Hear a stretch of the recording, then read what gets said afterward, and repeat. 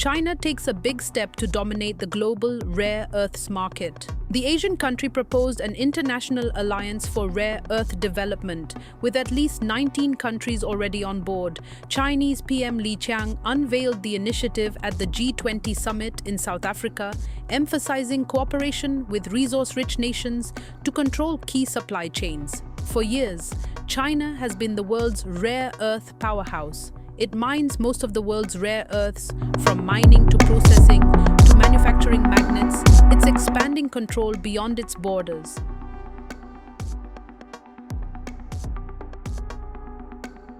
Rare earths, essential for the production of modern technologies from smartphones to electric vehicles, have long been a source of strategic leverage for China. Rare earths are used in just about every technological application you can think of.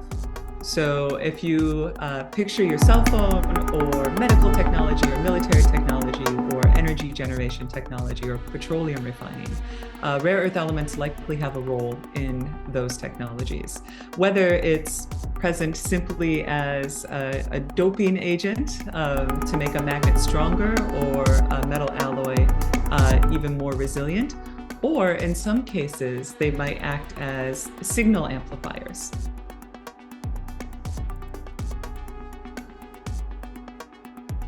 Beijing is formalizing this power through an international alliance. A group of 19 countries, mainly resource-rich developing nations, are joining China in a partnership on green minerals and rare earths. By bringing together producers and stakeholders, Beijing aims to create a structured framework that could challenge US influence in the sector.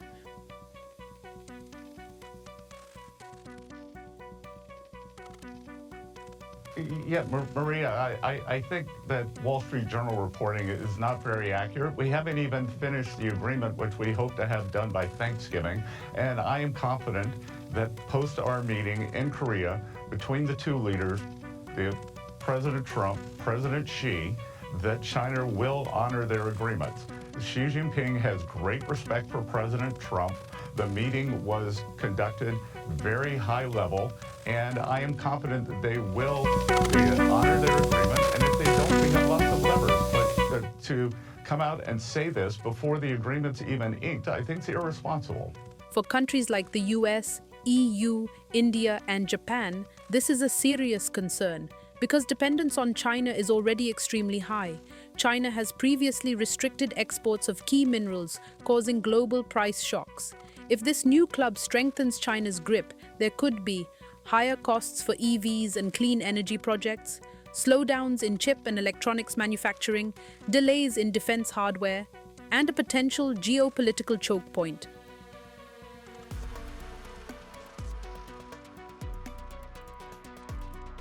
China controls nearly 70% of global rare earth mining and over 90% of the world's refining and processing capacity, giving it an overwhelming grip on the entire rare earth supply chain. The US, in comparison, produces only about 10 to 12% of rare earths and has very limited processing capability, meaning it still depends heavily on China for converting raw ore into usable materials like magnets and oxides.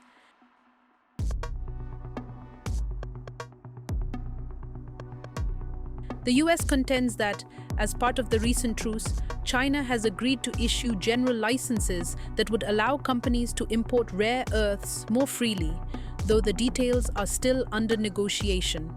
I also had a very good talk with President Xi of China, and I think that part of the world is doing fine. Can you tell us about the content of your talks?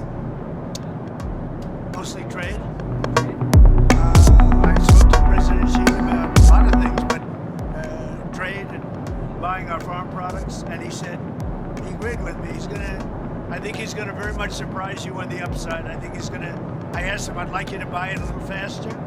I'd like you to buy more, and he's more or less agreed to do that. I think we will be pleasantly surprised by the actions of President Xi. I have a good relationship, great relationship with him. I like him, he likes me. I'm gonna be going there in April. I guess you'll all be going with me, but I'm gonna be going to China in April.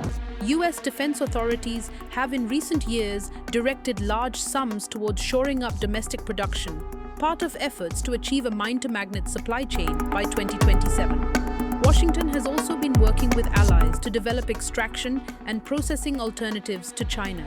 Trump signed a rare earths deal last month, promising $8.5 billion in critical minerals projects with Prime Minister Anthony Albanese of Australia, its vast territory home to extensive rare earth resources. The US president also signed cooperation deals covering the critical minerals sector last month with Japan, Malaysia, and Thailand. Meanwhile, many countries are trying to diversify, opening new mines, building refineries, forming their own alliances.